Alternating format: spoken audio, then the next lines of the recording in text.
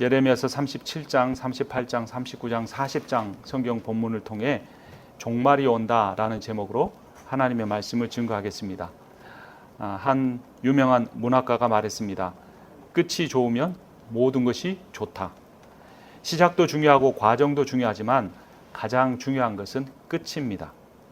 자신이 세상에 태어날지를 결정하고 태어난 사람은 아무도 없지만 자신의 인생을 살아가는 과정과 마무리는 아무도 대신해 줄 수가 없고 자신이 해야 합니다. 시작이 좀 불완전했다 할지라도, 과정이 좀 부족했다 할지라도 마무리를 잘한다면 아름다운 인생을 만들 수가 있습니다. 개인의 인생에만 마지막이 있는 것이 아닙니다. 인류의 역사와 우주의 역사에도 시작과 끝이 있습니다. 성경은 창조, 타락, 구속, 종말이라는 우주 역사의 4단계에 대해서 말합니다. 어떤 종교는 윤회를 말합니다. 윤회란 영원히 끝나지 않고 다람쥐 쳇바퀴처럼 태어나고 죽고 태어나고 죽는 일을 계속해서 반복합니다. 그들은 삶을 그래서 억겁의 인생이라고 합니다. 어깨의 겁이라는 기간 동안 반복된다는 의미입니다. 힌두교에 따르면 1겁이 4억 3,200만 년입니다. 여기에 다시 억을 곱하면 얼마나 긴 기간인지 도저히 계산하기가 어렵습니다. 불교는 이를 문학적으로 표현하는데 1km나 되는 거대한 하나의 바위산에 100년에 한 번씩 가서 얇은 천을 가지고 그 산을 쓰다듬습니다. 그래서 그 산이 완전히 닳아서 없어지는데 걸리는 기간을 겁이라고 합니다. 이렇게 긴 기간 동안 인간이 태어나고 죽는 인생을 영원히 계속해서 무한 반복한다는 것입니다. 그러나 기독교는 인생은 단 한 번뿐이라고 말합니다. 반복은 없습니다. 우주의 역사도 창조, 타락, 구속, 종말을 거쳐 끝납니다. 오늘 설교는 이 우주의 역사의 마지막인 종말에 관한 것입니다. 종말이란 마지막 때라는 의미입니다. 그러니까 우주의 역사와 어떤 개인의 인간 역사의 마지막입니다. 이 종말에 예수께서 재림하십니다. 사탄과 그를 따르던 모든 악의 세력을 완전히 멸망시키고 그들을 불못에 던져 영원히 나오지 못하게 하십니다. 그리고 모든 죽은 사람들은 부활하여 예수 그리스도 앞에 섭니다. 요한복음 5장 말씀 함께 봅니다. 29절 같이 읽겠습니다. 선한 일을 한 사람들은 부활하여 생명을 얻고 악한 일을 한 사람들은 부활하여 심판을 받는다. 부유한 사람도 죽고 가난한 사람도 죽습니다. 그런데 성경에서는 가난한 나사로 같은 사람은 천국에 들어가고 부유하게 살았지만 가난한 사람을 돌보지 않았던 부자는 지옥에 가는 걸로 묘사합니다. 누가복음 16장 25절 같이 읽습니다. 그러나 아브라함이 말하였다. 얘야 되돌아보아라.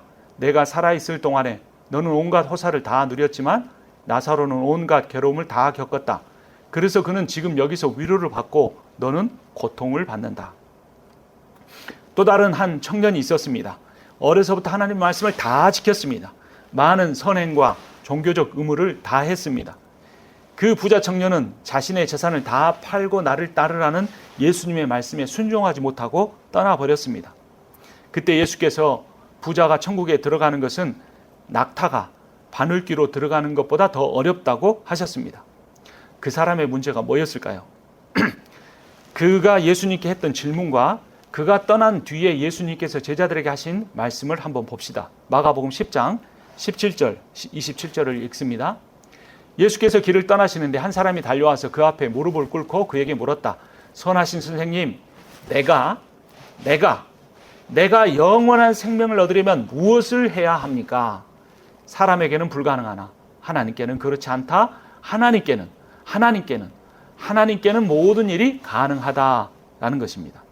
빨간 글씨로 두 단어가 대조됩니다. 그 청년은 내가라는 단어를 강조했고 예수님께서는 하나님께는이라는 단어를 강조했습니다. 그 청년의 문제는 단지 부자인 것이 아니었습니다. 다만 돈을 하나님과 똑같은 위치에 두거나 하나님보다 더 사랑하는 것이 문제였습니다. 성경은 돈 자체를 나쁘다고 말하지는 않습니다. 그리고 우리가 하나님보다 더 사랑하는 것은 돈만이 문제가 아니라 지혜나 명예나 권력도 있습니다. 지혜로운 사람도 죽고 많이 배우지 못한 사람도 죽습니다. 강한 사람도 죽고 연약한 사람도 죽습니다. 사도 바울에 의하면 강한 자, 지혜로운 자, 잘난 자가 아니라 어리석은 자, 약한 자, 비천하고 멸시받는 자가 구원을 받습니다. 고린도전서 1장 27절, 28절을 읽습니다. 그런데 하나님께서는 지혜 있는 자들을 부끄럽게 하시려고 세상의 어리석은 것들을 택하셨으며 강한 것들을 부끄럽게 하시려고 세상의 약한 것들을 택하셨습니다. 하나님께서는 세상에서 비천한 것들과 멸시받는 것들을 택하셨으니 곧 잘났다고 하는 것들을 없애시려고 아무것도 아닌 것들을 택하셨습니다. 그렇게 하신 이유가 무엇이었을까요? 분명하게 나와 있습니다. 아무도 자랑하지 못하게 하기 위해서입니다. 이어지는 말씀 29절과 30절도 읽습니다. 이리하여 아무도 하나님 앞에서는 자랑하지 못하게 하시려는 것입니다. 그러나 여러분은 하나님의 자녀로서 그리스도 예수 안에 있습니다. 그는 우리에게 하나님으로부터 오는 지혜가 되시며 의와 거룩함과 구원이 되셨습니다. 구원을 받는 사람의 특징은 교만하지 않는 것이고 겸손함입니다. 다른 사람을 힘으로 괴롭히며 권력을 행사하는 사람은 구원받지 못합니다. 억눌리고 갇힌 사람들이 구원을 얻으며 가난한 사람과 약한 사람들을 사랑하며 섬겼던 이들이 예수의 보좌에서 영원히 세상을 통치하게 될 것입니다. 교회를 다니는 많은 사람들 중에 그리스도의 십자가를 지고 예수를 따르면서 예수님처럼 죄인들의 발을 씻겨주고 병자들을 낫게 하고 가난한 자들을 먹이는 사람이 많지 않습니다. 자신의 힘만으로는 이룰 수 없는 이 세속적인 욕망을 예수의 이름을 사용하고 이용해서 주술적으로 샤머니즘적으로 사용해서 자아를 실현하려고 하는 사람은 교회 안에 매우 많아 보입니다. 그런 사람들은 세상에서 강한 권력을 갖고 대단한 부와 명예와 학위를 소유하며 자신이 원하는 것들을 마음대로 하며 잘 살아갑니다. 그래서 현대교회는 상당히 많은 부분에서 세속화되었습니다. 세속화란 교회가 성경의 복음을 따르지 않고 종교 생활만 하면서 세상 사람들처럼 똑같이, 아니 그보다 더 많은 욕망을 추구하고 자아를 실현하려고 하는 경향입니다. 많은 사람들이 자신이 하는 종교적 행위나 교회 봉사나 성경에 대한 지식이나 하나님의 존재를 인정하는 믿음이 자신을 구원해 줄 것이라고 착각합니다. 하지만 구원은 전적으로 하나님의 주권에 속합니다. 하나님께서는 구원하기 원하시는 사람을 구원하고 구원하지 않으려고 하시는 사람은 구원하지 않습니다. 하나님은 남자답고 능력이 있고 멋있는 에서를 택하지 않으셨습니다. 하나님은 잔꾀와 욕심이 많고 거짓말도 가리지 않는 야곱을 선택하셨습니다. 하나님께 선택받은 이삭이나 야곱이나 유다는 모두 장자가 아니고 차남이었습니다. 하나님께서는 첫째 아들에게 아버지의 모든 명예와 재산과 소유의 대부분을 주는 고대 사람들의 생각과 반대로 행동하셨습니다. 하나님이 택한 사람들을 성경에서 한번 찾아보십시오. 차남이거나 기생이거나 장애인이거나 왼손잡이거나 죄인들이거나 많이 배우지 못한 사람이거나 몸이 아픈 사람이거나 먹을 것이 없는 가난한 사람들이었습니다. 그들에게 인생은 너무나 고통스러운 것이었습니다. 그들은 소외되었습니다. 그들은 힘들게 인생을 살아갔습니다. 신앙생활도 제대로 하지 못했고 성경도 제대로 읽지 못했고 하루하루 겨우겨우 실패하면서 겨우겨우 버텨갔습니다. 하지만 성경은 그들은 예수 그리스도가 이 땅에 오셨을 때 그분을 절대적으로 신뢰함으로써 구원을 얻고 하나님의 자녀가 되어 종말에 영원한 생명을 얻는 선택의 대상이 되었다고 선포합니다. 종말에 우리가 생각했던 것과 달리 상당히 많은 부분들이 뒤집어질 것입니다. 부자였던 사람들은 가난하게 될 것이고 지혜를 자랑했던 사람들은 어리석다 함을 평가를 받을 것이고 권력을 행사했던 사람들은 멸시를 당할 것입니다. 물론 우리 인생에서 제일 중요한 것은 현재이죠. 하지만 그보다 더욱더 중요한 것은 개인의 인생의 마지막인 죽음과 우주의 역사의 마지막인 종말입니다. 종말을 준비하십시오. 인생의 시작은 그 시작인 출생에는 순서가 있었을지 모르지만 인생의 마지막인 죽음에는 순서가 없습니다. 어린 사람이 먼저 갈 수 있고 건강한 사람이 먼저 갈 수 있고 많은 것을 소유한 사람이 먼저 갈 수도 있습니다. 언제인지 아무도 알지 못합니다. 그럼 우리가 할 수 있는 것은 유일하게 단 하나, 항상 깨어 있어서 종말을 준비하는 것뿐입니다. 자신의 유언장을 미리 작성해 놓는 것도 좋은 방법입니다. 우주의 종말도 준비해야 합니다. 성경에서는 그날이 도둑처럼 갑자기 올 것이라고 경고합니다. 종말, 즉 우주의 역사의 마지막에 심판과 구원이 결정되기에 우리는 영적으로나 도덕적으로나 아무렇게나 살아서는 안 되고 경각심을 가지고 깨어 있어야 합니다. 예수의 재림 때에 우리가 읽은 요한복음 말씀처럼 나의 부활이 구원의 부활이 될지 심판의 부활이 될지 두렵고 떨리는 마음으로 살아가십시오. 여러분, 어리석은 사람들은요, 작은 일에 욕심을 내다가 큰 일을 망칩니다. 근데 지혜로운 사람은 당장 내 앞에 있는 고난을 잘 견디면서 결국에 큰 일에 성공을 합니다. 작은 일은 우리의 인생이고 큰 일은 하나님의 구원입니다. 예레미야는 하나님의 말씀대로 구원을 이루기 위해 말씀을 선포하다가 여러 가지 크고 작은 고난을 당합니다. 예레미야 37장 14, 15절을 읽겠습니다. 이 말을 듣고 예레미야가 그렇지 않소. 나는 바벨로니아 진영으로 투항하러 하는 사람이 가는 사람이 아니요 하고 해명하였으나 이리야는 그 말을 듣지 않고 예레미야를 체포하여 고관들에게 데려갔다. 고관들은 예레미야에게 화를 내며 그를 때린 다음에 서기관 요나단의 관저에 있는 구치소에 예레미야를 감금시켰다. 그때에는 그 집이 감옥으로 사용됐기 때문이다. 예레미야가 이런 고난을 당한 것은 이스라엘이 죄를 지었기 때문에 반드시 하나님의 심판을 받을 것이라는, 바벨론에 의해서 멸망당할 것이라는 하나님의 말씀을 전했기 때문이었습니다. 그 내용이 무엇인지 예레미야 38장 1, 2절을 읽겠습니다. mat단의 아들 스바냐와 바수올의 아들 그달리아와 셀레마의 아들 유갈과 말기야의 아들 바수훌이 예레미야가 온 백성에게 이렇게 전하는 말씀을 들었다. 나 주가 말한다. 이 도성 안에 머물러 있는 사람은 전쟁이나 기근이나 연병으로 죽을 것이다. 그러나 바빌로니아 군인들에게 나아가서 항복하는 사람은 죽지 않을 것이다.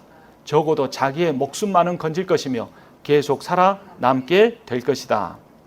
결국 예레미야는 이 말씀을 전하다가 감옥에 갇혔습니다. 감옥에 갇힌 뒤에도 계속해서 하나님의 말씀을 전했습니다. 하지만 당시 이스라엘을 다스리던 시드기야 왕은 예레미야를 통해 전해진 하나님의 말씀을 듣고 회개하기는커녕 그가 기록한 하나님의 말씀 두루마기를 다 찢어버리고 일일이 태워버렸습니다. 자신의 왕권을 믿고 끝까지 하나님의 말씀을 듣지 않았습니다. 그들이 레위기 율법을 따라 매일매일 매주 제사를 드리고 있었기 때문에, 그들이 종교 계율을 지키고 있었기 때문에 괜찮다고 회개하지 않다가 시드기야 왕은 결국 매우 비참한 최후를 맞게 됩니다. 예레미야 39장 7절부터 12절을 읽겠습니다. 그리고 왕은 시드기야의 두 눈을 뺀 다음에 바빌론으로 끌고 가려고 그를 쇠사슬에 묶었다. 바빌로니아 군인들은 왕궁과 민가에 불을 지르고 예루살렘의 성벽들도 허물어 버렸다. 바빌로니아 왕 느부갓네살은 근위대장 느부사라단에게 예레미야의 처우를 듣고 이렇게 명령하였다. 너는 그를 데려다가 잘 보살펴 주어라. 너는 그를 조금도 해치지 말고 오직 그가 너에게 요구하는 대로 그에게 해 주어라. 예레미야는 혼자였습니다. 외롭고 힘들었을 것입니다. 아무도 그의 말을 들어주지 않았습니다. 오히려 감옥에 갇혀야 했습니다. 처음에는 뜰에 갇혀 있다가 나중에 지하 감옥으로 내려갔습니다. 나중에는 구덩이에 처박히기도 했습니다. 그런데 그를 도와주었던 단 한 사람이 있었습니다. 에디오피아 내시 환관 에벳 멜렉이었습니다.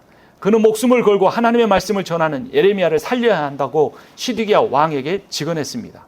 하나님은 나중에 그 에벳 멜렉에게 대한 구원을 이렇게 선포하십니다. 예레미야 39장 17절 18절입니다. 바로 그날에 내가 너를 건져내어 내가 두려워하는 사람들의 손아귀에 들어가지 않도록 하겠다. 나 주의 말이다. 오히려 내가 너를 반드시 구해서 내가 칼에 죽지 않게 하겠다. 내가 나를 의지하였기 때문에 내가 너의 생명을 너에게 상으로 준다. 나 주의 말이다. 여러분, 믿음은 하나님을 의지하는 것입니다. 에벤멜렉처럼 생명을 거는 사람에게만 생명이 주어집니다. 예수 그리스도께서 말씀하셨습니다. 너희 중에 누구든지 나를 위하여 목숨을 잃고자 하는 자는 그 목숨을 얻을 것이고 목숨을 얻으려고 하는 자는 반드시 그 목숨을 잃을 것이다. 예레미야와 에벤멜렉만 구원을 얻고 시드기야 왕과 그 모든 신하들과 그를 따르던 온 이스라엘 백성들이 멸망했습니다.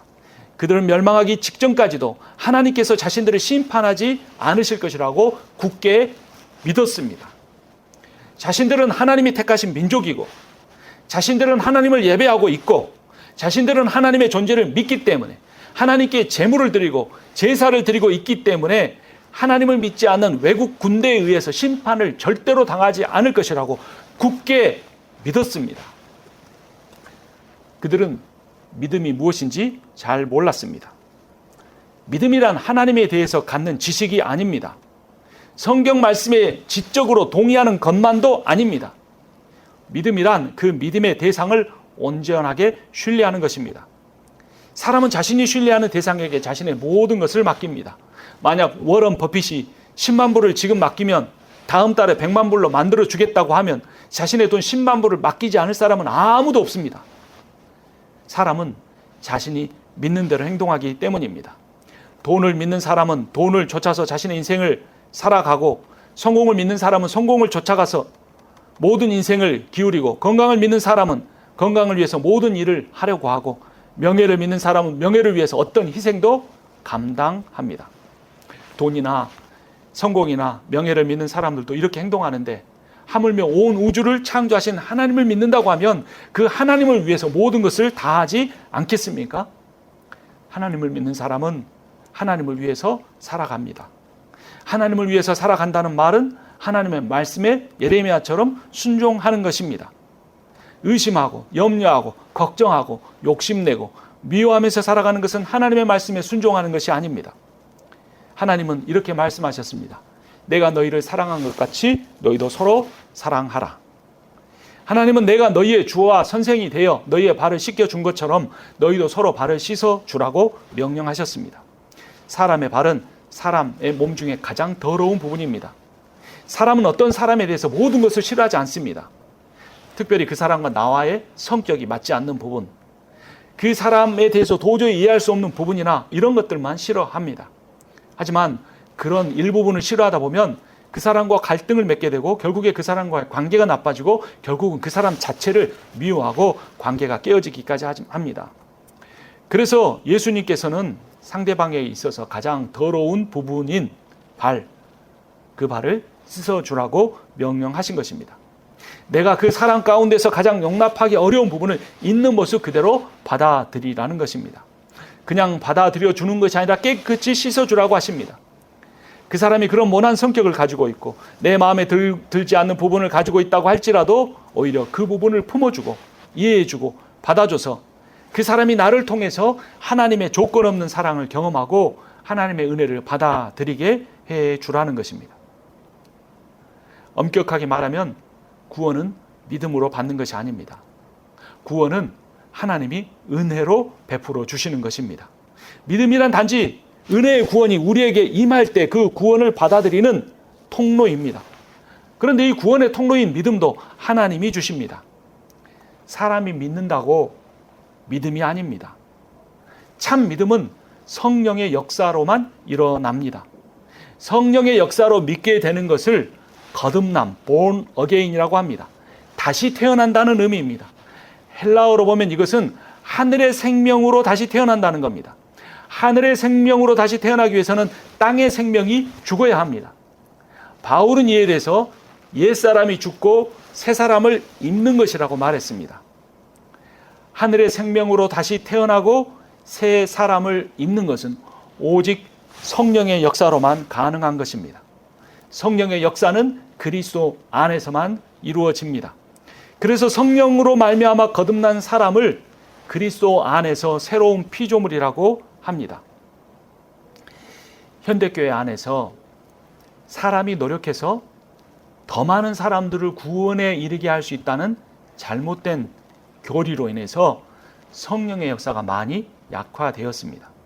성령의 역사보다는 사람의 열정으로 전도를 했습니다. 사람의 열정으로 예배를 했습니다. 사람의 열정으로 신앙생활을 했습니다. 그래서 성령의 역사가 없이도 믿을 수 있다. 사람이 믿으면 자신의 그 믿음을 가지고 구원받았다고 하는 소위 구원의 확신이 유행하게 되었습니다. 구원의 확신은 사람의 확신에 불과합니다. 성령으로 거듭난 사람은 구원의 확신이 없어도 자신이 구원받은 것입니다. 그러면 어떻게 해야 성령으로 거듭날 수 있습니까? 성령만을 간절히 구해야 합니다. 간단하게 5분 전도 메시지를 듣고 영접 기도를 하는 정도가 아닙니다. 시냇물에 목마른 사슴이 갈급한 것처럼 성령에 대하여 목마르고 갈급해하며 간절히 구하고 애써서 찾아야 합니다. 이리저리 헤매고 방황할지라도 간절하게 찾고 구하고 두드려야 합니다. 광야에서 사슴이 시냇물을 찾지 못하면 혀가 마릅니다.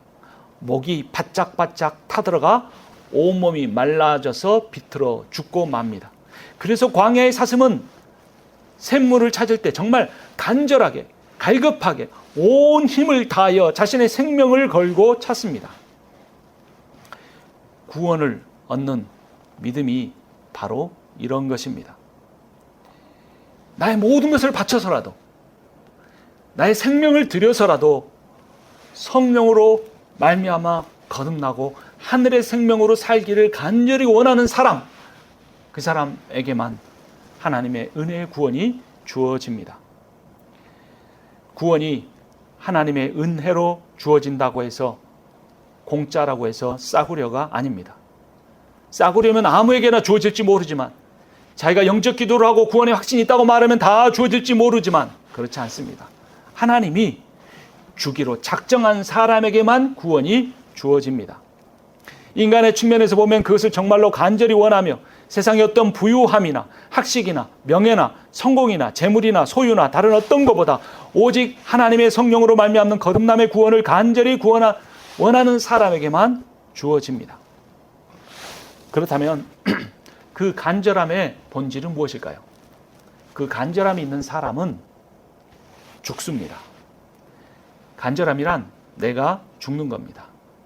나는 죽고 예수로 사는 것입니다. 날마다 주님을 바라보며 사는 것입니다. 날마다 주님을 의지하며 사는 것입니다. 내 자아가 죽어야 합니다. 자아가 죽는다는 말은 내 욕심을 버리는 것입니다. 게으름을 버리는 것입니다. 영원한 나라를, 영원한 생명을 바라보며 살겠다는 다짐입니다. 내 뜻이 아닌 하나님의 뜻을 내 남은 인생에 채우겠다는 결정입니다.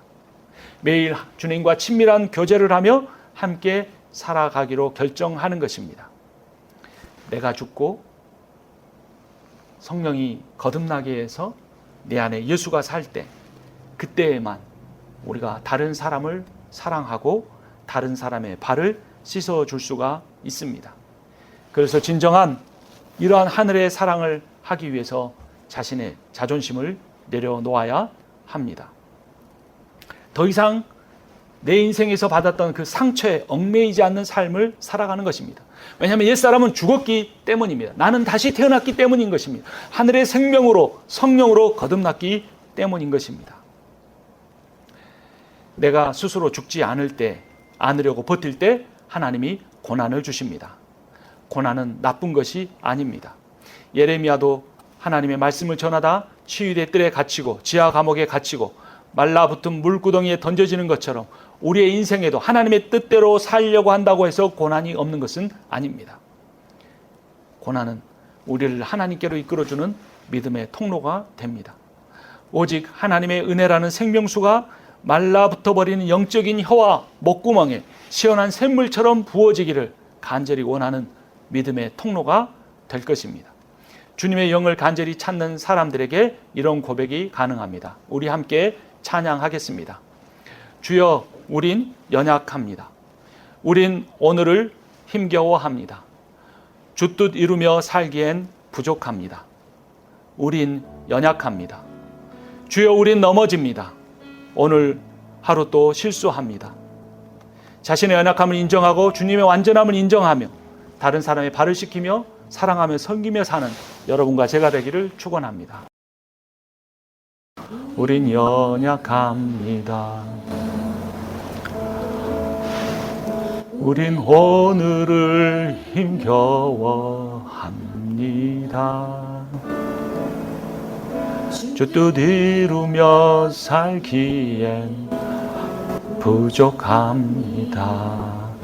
우린 연약합니다. 주여, 우린 넘어집니다. 오늘 하루 또 살수합니다.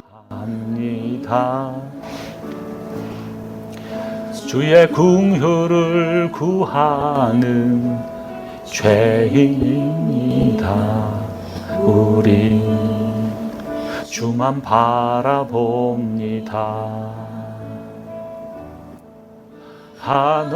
한없는 주님의 은혜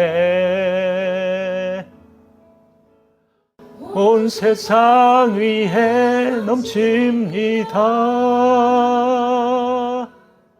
가릴 수 없는 주 영광 온 땅 위에 충만합니다.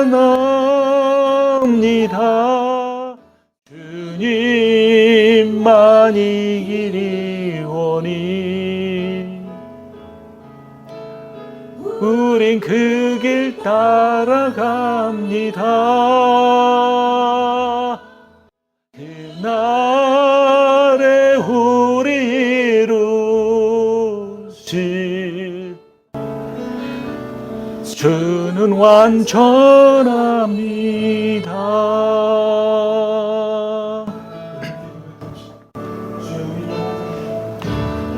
주여, 우린 연약합니다. 우린 오늘을 힘겨워합니다. 주 뜻 이루며 살기에 부족합니다. 우린 연약합니다. 주여, 우린 넘어집니다. 오늘 하루 또 실수합니다. 주의 긍휼을 구하는 죄인입니다. 우리 주만 바라봅니다. 한없는 주님의 은혜 온 세상 위에 넘칩니다. 가릴 수 없는 주 영광 온 땅 위에 충만합니다. 주님만 이기리오니 우린 그 길 따라갑니다. 그날엔 우리 이루시 주는 완전합니다. 한없는 주님의 은혜 온 세상 위에 넘칩니다.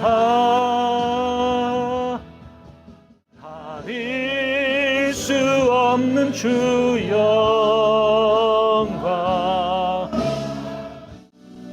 온 땅 위에 충만합니다. 주님만 이기리오니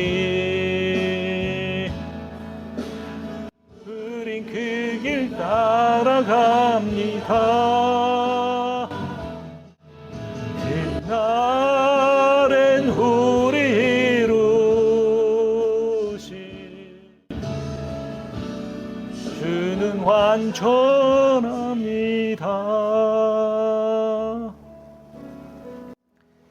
이제는 우리 주 예수 그리스도의 은혜와 하나님 아버지의 크고도 놀라우신 사랑과 성령의 거듭나게 하시고 충만하게 하시는 역사하심이, 생명의 부활로 다시 태어나기 위해 예수께서 제자들의 발을 씻으신 것처럼 다른 사람의 허물을 받아들이고 치유하면서 서로 사랑하는 삶을 살겠다고 다짐하는 모든 이들 가운데 지금부터 영원토록 함께 있기를 축원하옵나이다. 아멘.